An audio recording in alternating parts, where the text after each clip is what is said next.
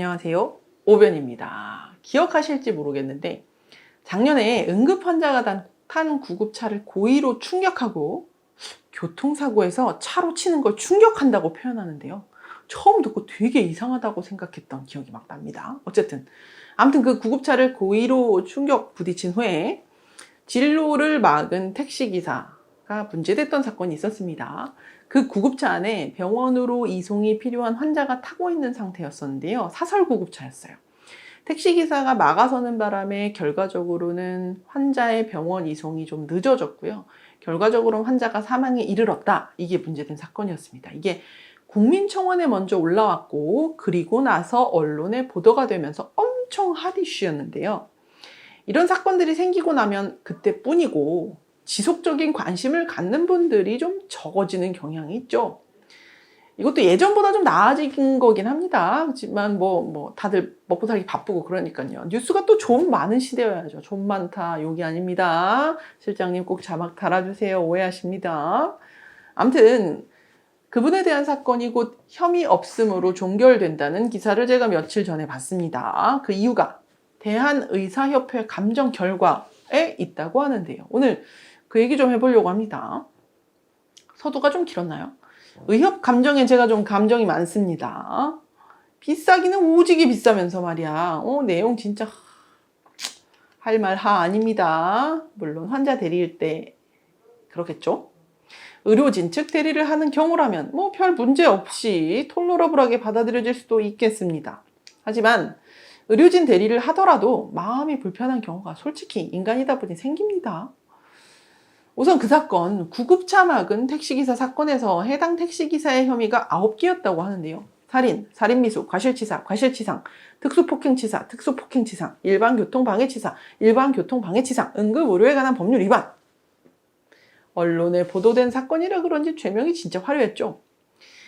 일단 그분은 과거의 범죄 행위, 여러 가지 차량, 버스, 택시 이런 거 운전하면서 가벼운 접촉사고에 과한 합의금 등을 받아 챙긴 혐의로 구속 기소됐고요. 징역형으로 복역 중이라고 하시더라고요. 근데 이번 사건, 그러니까 좀 전에 말씀드린 그 화려한 9개의 혐의 중 결과적으로는 모두 혐의 없음 등으로 결론이 난다고 합니다. 그 주된 이유가 뭐냐? 대한의사협회 감정 결과 고의적인 이송 지연과 사망 사이에 인과관계가 없다라고 결론이 나왔기 때문이래요. 이송 지연도 있었고 사망도 있었는데 말이죠. 그 사이 연결관계인 인과관계가 없다는 겁니다. 응급의료법 위반 혐의는 이제 그 피해 사설 구급차에 의료종사자가 동승하지 않았기 때문에 인정되지는 않았다고 하고요. 특수폭행치사상 행위는 이미 특수폭행 혐의로 재판에 넘겨져서 형이 확정돼서 공소권 없음이 될 예정이라고 했습니다. 즉 이미 복역 중인 죄, 과거에 저지른 접촉사고로 과도한 합의금을 받아 챙긴 죄, 그것에 대한 죄값만 받게 된다는 겁니다. 구급차 이송을 지연시킨 행위에 대해서는 혐의 없게 된다는 거예요. 그 이유가 뭐냐? 그러니까 구급차가 환자를 병원으로 이송하는 걸 지연되도록 막은 행위가 있었는데 그 행위가 환자의 사망으로 이어졌다라고 볼 근거가 없다는 뜻이에요. 이걸 대한의사협회가 감정 결과로 제시했다는 뜻입니다. 의료와 관련된 사건들에서 대부분 항상 문제가 되는 건 이 인과관계입니다. 형사사건이니까 문제가 된 행위가 사망의 직접적인 원인이라고 인정이 될 경우에만 죄가 인정될 수 있는 것이지 혐의가 없는데 무조건 기소하기는 어려운 거거든요. 그때 그 이송 지연 행위로 구급차에 타고 있던 그때 당시 79세 폐암 4기 환자이셨다고 해요. 그 환자는 병원에 도착한 지 5시간 만에 사망하였습니다. 가족들 입장에서 그 이송 지연 행위가 정말 원통할 겁니다. 1분 1초가 아까울 텐데요. 그 1분 1초 지연된 시간이 없었더라면 그때 그렇게 사망하시진 않았을까 이 생각을 계속 하게 될 거거든요. 이런 사건, 특히 의료 사건에서 경찰분들께서 외부기관 등의 자문을 많이 의뢰하시더라고요. 근데 의료 사건으로 고소하시려는 여러분이 계시다면 그래서 고소장을 정말 잘 써야 됩니다. 그냥 무작정 하는 게 아니에요. 잘 모르는데 무작정 고소한다면 그냥 두루뭉술하게 중지원에서 수탁감정 받아보면 그래요. 과실이 있냐 없냐, 인과관계가 있냐 없냐, 죄가 있냐 없냐, 이런 자문을 받습니다. 그걸 받으면 자문해야 되는 측에서 뭐라고 생각하냐면, 내가 판사야? 이거 어떻게 알아? 모르지. 이런 심리 상태가 확 생긴다고 해요.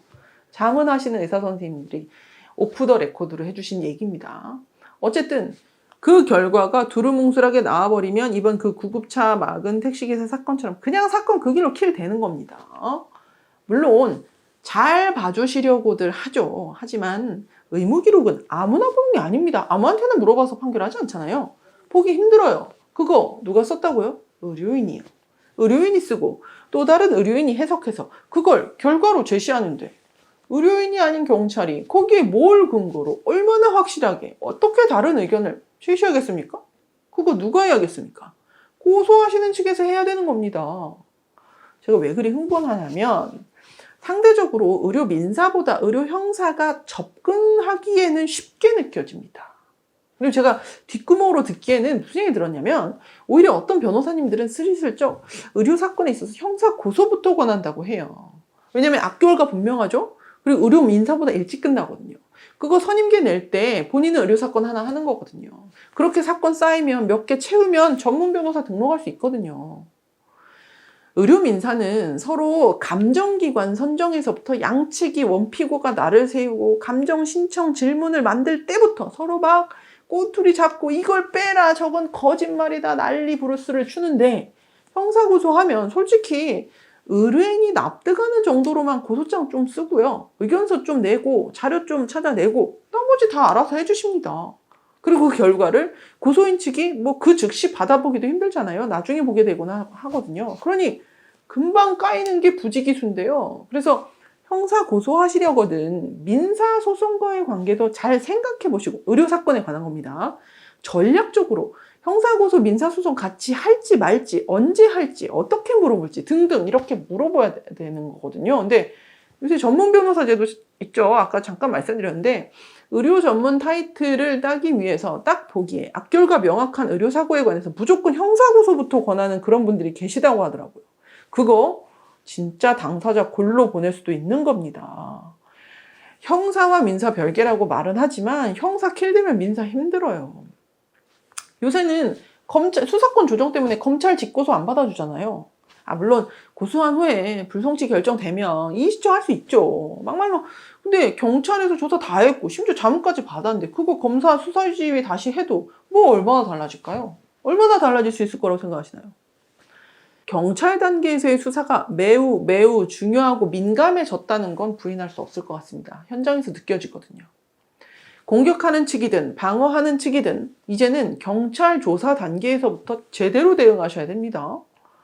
어쨌든 이제 그 구급차 막은 택시기사 사건은 킬된 거라고 보면 됩니다. 그 다음에 하고 싶은 말은 의협 감정인데요. 의협은 의사협회, 의사들의 단체입니다. 의료적인 걸 의료인이 제일 잘 안다는 것에 제가 토를 다는 건 아닙니다. 근데 의협의 감정을 수사기관이 혹은 재판부가 이를 적용하거나 받아들임에 있어서 규범적으로, 그러니까 이걸 사회의 일반적인 구성원들의 시각에서 좀 봐서 적절하게 반영해 주시면 좋겠습니다. 우리 대법원 판례에서도요, 의료인의 감정 결과가 법적인 판단을 항상 구속하는 건 아니라는 걸 명확히 하고 있습니다. 그게 무슨 말이냐? 의료적인 감정의 결과에 관해서 사법적으로 다른 판단, 감정과 다른 사법적인 판단이 가능하다는 겁니다.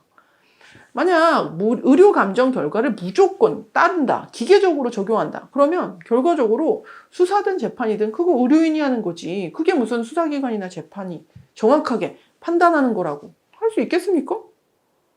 아니, 저 감정 결과가 만약에 재판 중에 나온 거라고 하면 제가 이렇게까지 흥분하지는 않습니다. 근데 제가 진행한 사건 중에 또는 상담한 사건 중에 저렇게 막 감정 결과 가지고 막 불기소하시길래 제가 나중에 그 자문 내용을 민사소송이나 이런 거 다른 절차 통해서 받아본 적이 있어요.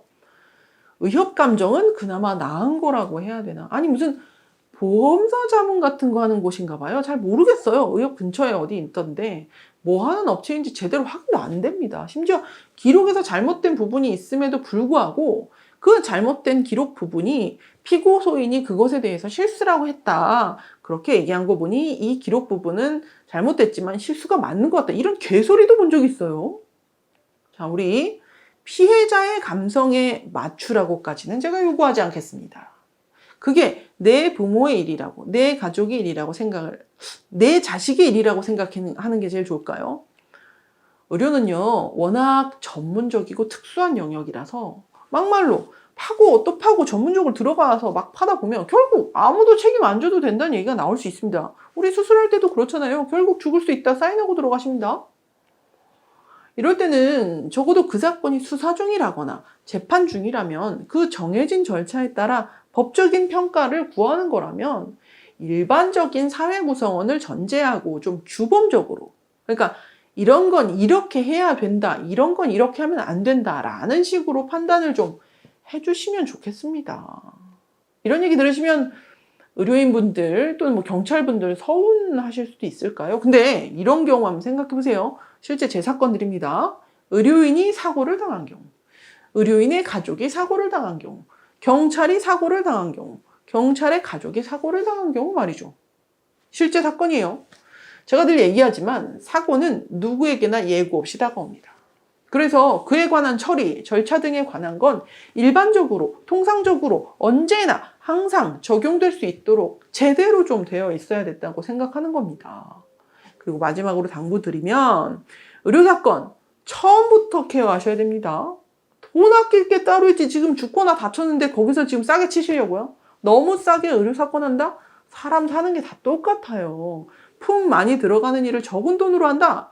본인 사건이 어떤 취급받고 있는지 다른 사건들이랑 비교해서 실시간 확인하시는 정도가 아니면 그렇게 싸게 도매금으로 처리하는 거 위험할 수 있습니다. 안 그런 사건도 있지만요. 제가 다른 변호사님들에게 갔다가 잔뜩 망쳐져서 오는 사건들을 많이 보거든요. 상담도 많이 하고요.